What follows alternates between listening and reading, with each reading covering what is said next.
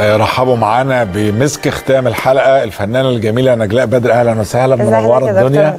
مبروك عليك الفيلم. ربنا يخليك يا رب. مبروك للاستاذ داوود بدايه بصراحه يعني. طبعا الاستاذ داوود استاذ كبير واحنا سعداء بيه جدا جدا جدا. بس الفيلم ليه اثار انتقاد كده ان انت طلعت في مشهد مش عارف نفس الفيلم لسه ما اتعرضش. هو ده اللي استغربته انه لسه ما اتعرضش. هو بقى مش افلام زمان كانوا بيطلعوا على البحر لابسين مايوهات ولغايه دلوقتي انا ما شفتش ان دي حاجه غير مشروعه في السينما وما فيش قانون. مش بعمل حاجه ضد قانون اساسا ولا ضد رقابه.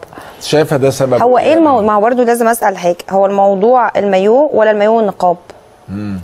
انت شايفه ايه؟ ما انا حسيت ان المايو والنقاب، لان كل المانشيتات المكتوبه المايو والنقاب، مع ان ما حدش عارف القصه ايه. فده اللي استغربته. والمانشيتات دي كاتبها صحفيين مثلا شافوا الفيلم في حلقات قصه ولا على حاجات على فيسبوك ولا ايه بالظبط؟ اللي حصل ان تريلر الفيلم نزل تبع ضمن فعاليات المهرجان على اليوتيوب. تمام. فبعض الصحفيين اتفرجوا عليه. تمام. فنزلوا مانشيتات النقاب والحجاب، هي دي القضيه المفارقه يعني. فاستغربت ان ما شافوش الفيلم ده. كانش لسه احنا رحنا اصلا مهرجان دبي، ما كانش لسه ابتدى. بس شافوا نفس الشخصيه عامله كده وعامله كده من غير ما يعرفوا ايه الموضوع يعني خالص. ولغايه دلوقتي تقريبا 3/4 ما شافوش لسه لان الفيلم لسه ما اتعرضش. يعني التقابل ما بين النقاب والمايو هو ده اللي عمل الحدوته دي. انا لسه كان عندي حوريه فرغالي ومعايا يارا جبران، وكنت بسالهم على مصطلح السينما النظيفه اللي كان طلع فجاه ده في نهايه التسعينيات. فاكراه طبعا ايوه، بس انا ضد مصطلحات للسينما اللي يعني انا سمعت الكلام ده من زمان. يعني كلمه السينما النظيفه دي سمعناها من فتره، من يمكن اكتر من فوق 8-9 سنين او 10 سنين. او السؤال بطريقه ثانيه، هل افلام سعاد حسني وناديه لطفي ما كانتش السينما نظيفه؟ لا طبعا كانت. هو اصلا ما فيش مسمى سينما نظيفه يعني. ده مسمى انا مش شايف يعني ايه سينما نظيفه. يعني السينما كان من وجهه نظرهم سينما ما فيهاش قبلات، سينما ما فيهاش مايوهات، سينما ما فيهاش مش عارف يعني. ده اللي كان بيتقال عليه.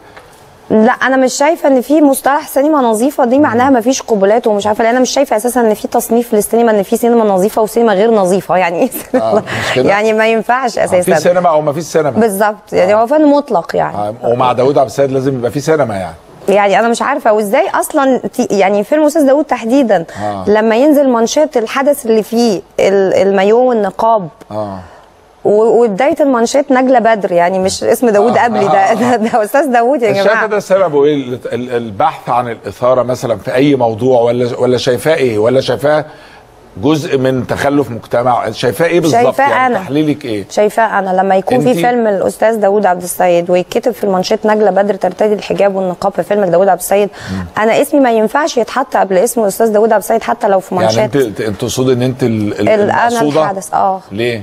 عشان دايما عندي انتقاد ان انا بعمل ادوار اغراء وبعمل يعني مش عارفه دايما عندي ان انا. طب وهل انت طب ما هند رستم كانت بتعمل ادوار اغراء؟ انا قلت يعني يا ريت لو انا هتصنف ضمن فنانات الاغراء واتحط في لسته لو حتى اسمي ال70 بعد اسم الفنانه هند رستم، ده شرف ليا.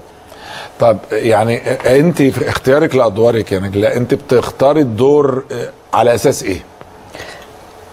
على اساس قصه كامله، لان انا عمري ما بقرا دوري الاول. يعني انا بفتح السكريبت اقرا الورق كله كويس، يا كملته يا قفلته كويس. في ورق ساعات بتقراه تلاقي نفسك مش قادر تكمله من اول يوم، وفي ورق يشدك تلاقي نفسك مش عارف تدخل تنام لدرجه انك تطبق عشان عايز تعرف بقيه القصه ايه، الموضوع ايه. تمام. دي اول حاجه بتشدني. كويس. تاني حاجه بتشدني الشخصيه. انا كائن بحب اعمل شخصيه تبعد عني. انا نجله بدر. انا شخصيه ليا طباع وليا عادات وليا طريقه ماشيه وليا ضحكه وليا ملامح وش وعندي هدوم في دولابي ليها شكل معين. فلو انا هعمل نجله يبقى انا ما عملتش حاجه، يبقى انا ما مثلتش كويس. فانا بحب اختار شخصيات مركبه شويه. لان انا بالنسبه لي الشخصيات دي بتستفز اداء الممثل. انا بعتقد ان الممثل اللي بيلعب على الشخصيات دي بيبقى عنده حرفيه التمثيل بالمعنى الاصح، لانه بيطلع شخصيه جديده بتتكلم بطريقه مختلفه، بتستخدم تون صوت مختلف، بتمشي بطريقه مختلفه، عندها احاسيس وهيستوري مختلف. فبتحس ساعتها ان انت تجردت من شخصيتك ودخلت في عالم اخر مع ناس تانية. اللي هو التشخيص هنا بشعر ان انا مثلت وانا بحب الشخصيه دي. فانا حتى لما بيتعرض عليا حاجات يمكن زمان ما كانش بيتعرض. انا على فكره تاريخي كتمثيل 4 سنين بالظبط. انت كنت الاول مذيعه مش كده؟ انا خريجه كليه اعلام اصلا، واشتغلت اعلاميه طول حياتي من اول ما ابتديت. تمام. ايه اللي دخلك بقى التمثيل؟ كيف تم اختيارك عشان تمثلي؟ وبعدين يقول لك ايه اول ما يعني ايه ما ايوه ايوه اول ما ابتدى دخل على طول. قولي لي ايه ازاي انا اصلا طول حياتي كان نفسي ابقى ممثل، ووالدي كان نفسه، هو سماني نجلاء على اسم نجلاء فتحي، لانه بابا كان عاشق حاجه اسمها نجلاء فتحي. ويمكن قابلت الفنانه نجلاء فتحي مره في المطار، قالت لي تعالي انت بقى اللي اسمك على اسمي، عشان خد بالك مفيش اسم نجلاء كتير في المجال الفني. بالظبط كده. فهي فعلا لقطت ده، هي لقطت فعلا ده، انا بحبها جدا. فانا بابايا سماني على اسمها. كان دايما بابا بيكتب لي كروت الفنانه نجلاء بدر، دايما يكتب لي الكلمه دي. فدايما كان عندي هدف، هو نمى ده جوايا، لان مع ان والدي جيش عشان تبقى فاهم، بس كان عاشق للفن. تمام. فانا طول حياتي بحب الفوازير وشريهان زي كل الناس ونيلي وكده، لغايه ما الموضوع ابتدى معايا ان هو يتحول ان هل انا ممثله ولا مش ممثله. يمكن مثلت وانا صغيره قبل كده مع استاذ محمد فاضل في دور صغير في الفوازير. كنت بروح التلفزيون مع والدتي عشان كانت مصممه ازياء في التلفزيون، بس مع سمير غانم فزوره وانا صغيره. ابتديت اتعلق بالبلاتو ده. كويس. اما دخلت لاني جبت مجموعه في ثانويه عامه، كنت شاطره يظهر.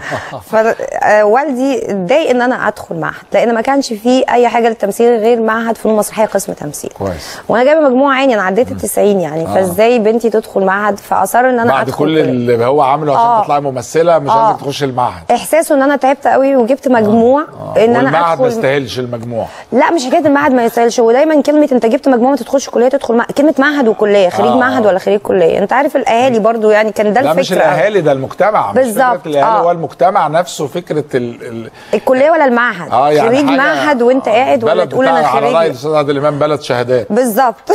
فانا دورت على الكليه الاقرب اللي برضو المجال اللي ليها علاقه بالجهاز ده، بالميديا. فكتبت يمكن اول رغبه على فكره كتبتها اعلام، وجات لي اعلام. انا كتبت اول رغبه في الاستماره اعلام. كويس. وجات لي اعلام، فابتديت ادرس اعلام. حبيت الدراسه. حلو. وحبيت لانها لها علاقه برضو باللي انت بتعمليه. لا وليها علاقه كبيره يعني، مش ده علم طبعا أكيد. وفي حاجه اسمها علم سياسه واعلام سياسي. الموضوع مش سهل يعني. ودرسنا علم نفس وعلم اجتماع وسياسه واقتصاد، ودرسنا حاجات كتيره جدا. كويس. فابتديت اتعمق في الموضوع. تمام. الى ان فجاه لقيت ان انا بيتعرض عليا شغل اشتغل مذيعه، وفي احدى القنوات خارج مصر كمان. يعني اشتغلتي؟ دخلت في المجال كاعلاميه ونسيت الموضوع خالص.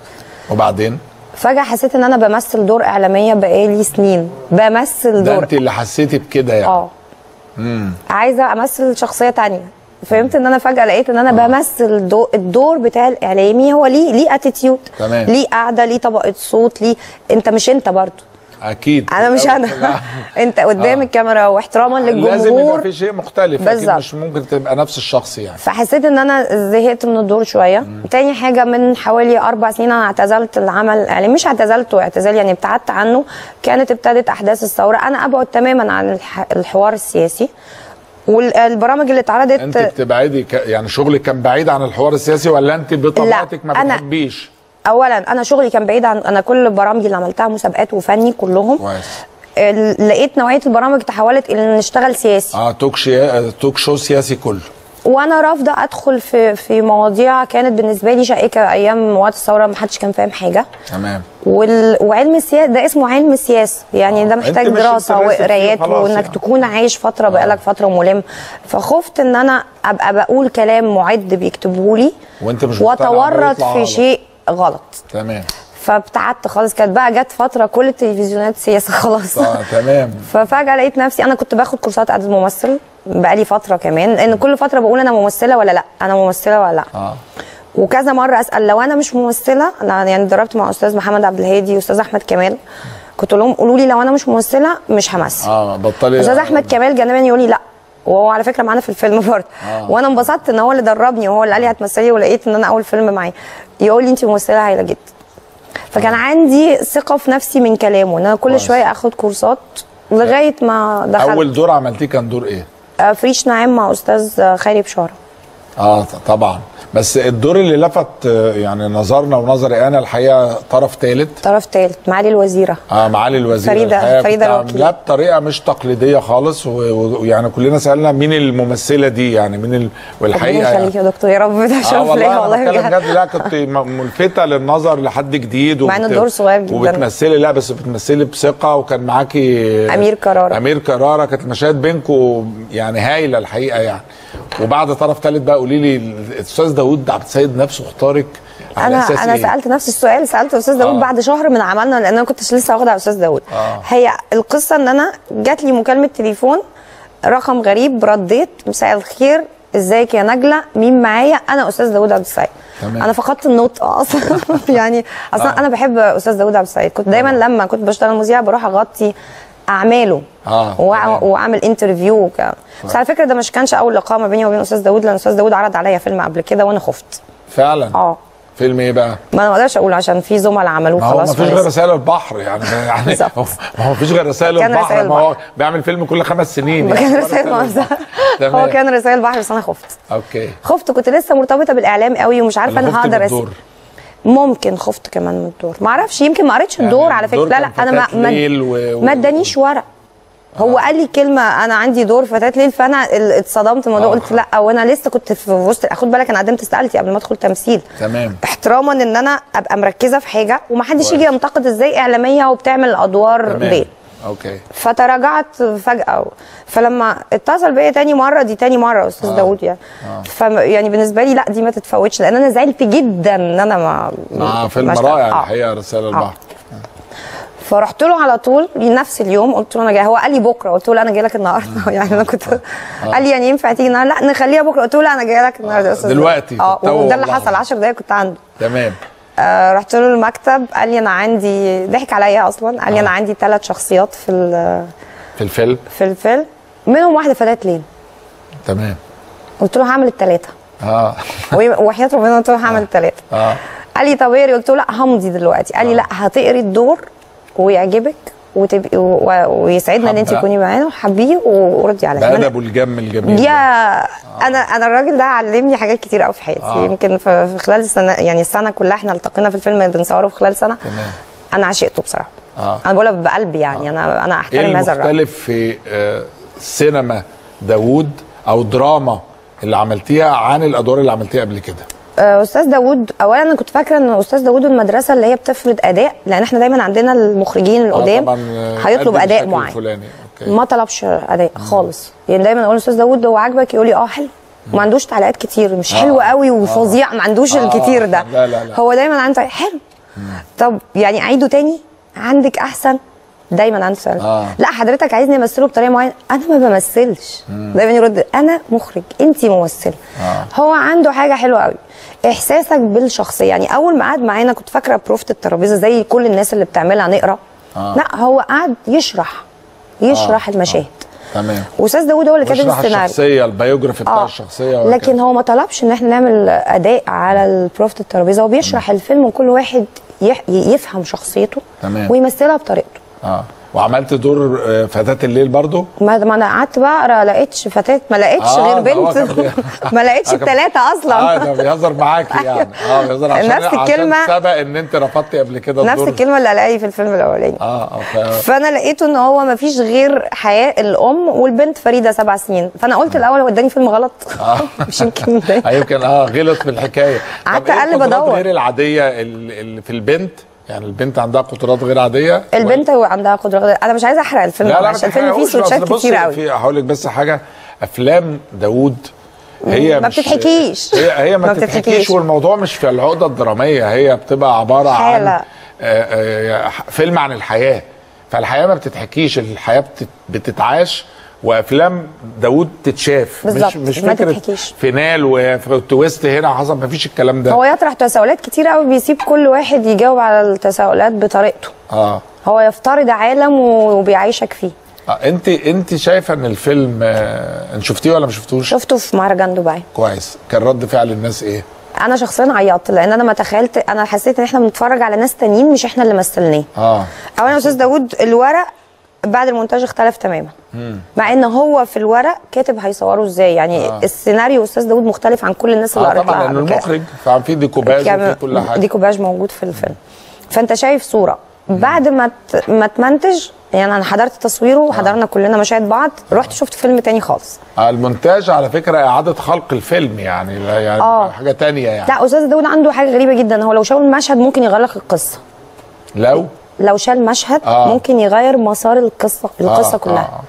يعني في مشاهد عنده زي كي لو شال ده زي مفتاح، لو شال ده اللي هيحصل سويتش في حته تانية خالص. لازم فهو تحس ان هو عامل زي الميكانو، هو مكون شكل، بس لو شال المكعبين دول هيتغير الشكل، هيغير الدنيا. ده استاذ داوود ده اللي انا اكتشفته بعد المونتاج. طب انت الفيلم جماهيريا انت شايفه انه فيلم جماهيري؟ نوعيه استاذ داوود بافلامه وفكره ليه جمهوره. انا واحده منهم يعني. انا من وانا صغيره على فكره بتابع افلام استاذ داوود. يمكن انا كنت حاله غريبه، بس انا كنت بحب اللي هو لما تتفرج على الفيلم تدخل مع العالم بتاعه، تعيش كل احداثه وتخرج بتفكر يومين ثلاثه. على فكره استاذ داوود افلامه كلها كده، عندك فكر يومين ثلاثه. تمام. اللي انا حاساه بعد العيد الصغير وفيلم الفيل الازرق وفيلم الجزيره 2 والرد الفعل اللي حصل لهم، وما كانش حد متوقع دوت بالايرادات اللي حققوها. اتوقع في الفتره دي الشعب محتاج تغيير نوعيه الافلام الى افلام زي افلام استاذ داوود. يعني شايف او فيلم الفيل الازرق. الفيلم الفيل الازرق فيلم تقيل على فكره. لا ما انا شفت الفيلم، فيلم حلو قوي وفيلم حلو جدا. انت شايفه ان ذوق الجمهور هيتغير اتغير وعنده استعداد يتقبل افلام كنا زمان بنقول عليها افلام دي ذات نوعيه خاصه، افلام مهرجانات والحاجات دي. شايفه ان ده حصل دلوقتي؟ اكبر دليل ايرادات افلام الفيل الازرق والجزيره 2. كنت حاسه ان في طفره حصلت في الجمهور اصلا، لان في نفس الوقت ده كان في افلام تانية اللي كان عليها اقبال، عليها اقبال جدا من سنتين ومن 3 سنين. تراجعت في الايرادات، فابتديت اشعر اصل احنا عارفين، انت عارف السينما فجاه بتتجه لحاجه لغايه ما تخلص نروح نتجه لحاجه. فحسيت ان احنا متشوقين او عندنا نوع من الافلام ذات قيمه عاليه فكريا وفي شطارات التكنولوجيا او يعني التكنيك والحاجات اللي زي والاربع سنين اللي فاتوا دول خلوا الناس تشوف او تقيم حاجات كتير. تغير فكرها عن اشياء كانت ثابته بالنسبه لها. بالظبط. يعني. عندك ايه في رمضان اللي جاي؟ لغايه دلوقتي ما مضيتش حاجه، خوفا على فيلم استاذ داوود. خوفا على فيلم استاذ داوود. ليه؟ ما اعرفش، يعني احساسي ان هو حملك مسؤوليه حاجه. مستني تشوف رد فعل الناس. ما اتعرضش عليكي الدور اللي تحس انه يستفزك زي قدرات عاديه مثلا؟ لا، اتعرض عليا دور استفزني عجبني، بس لسه ما اتفقتش اذا كنت يعني لسه ما اتكلمناش يعني ما كلموني. طالما عجبك يعني انا بحب ابحث عن الشخصيات الغريبه. تمام. اللي هي دايما فيها حاجه مستفزه في التمثيل. يعني انا الدور اللي عجبني ده، انا عاجبني الحاله غريبه شويه. طب وماله؟ اقصد اقول لك ما تخليش. على فكره ما بيهمنيش مساحه الدور، والدور ده صغير بس عاجبني. مش مهم الدور، بس ما تخليش دور حلو يسجنك فما تشتغليش. لا مش كده خالص. بس هي كل الموضوع ان انا عايزه اشوف رد الفعل في الشارع وفي الناس على فيلم استاذ داوود.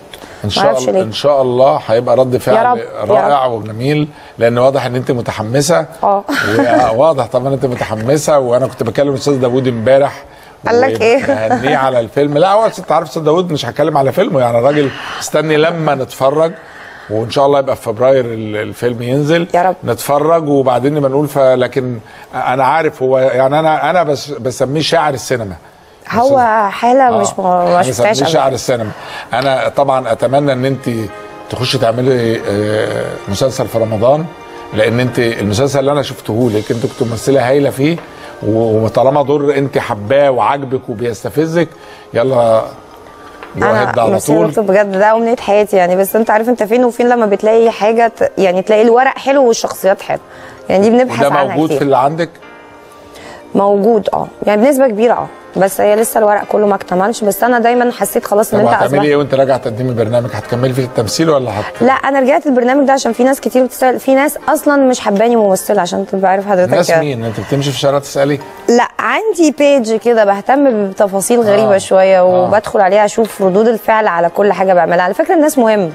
ما فيش حد قال الناس مش مهمه، بس الناس اللي بتشوفوهم دول مش هم كل الناس. مش كل الناس. انا عارفه انها مش كل الناس. اقول لك نصيحه عشان الناس تصبحوا على خير. حاضر. اعملي اللي انت بتحبيه خلاص الناس هتحبه. اكيد صح. بس أكيد.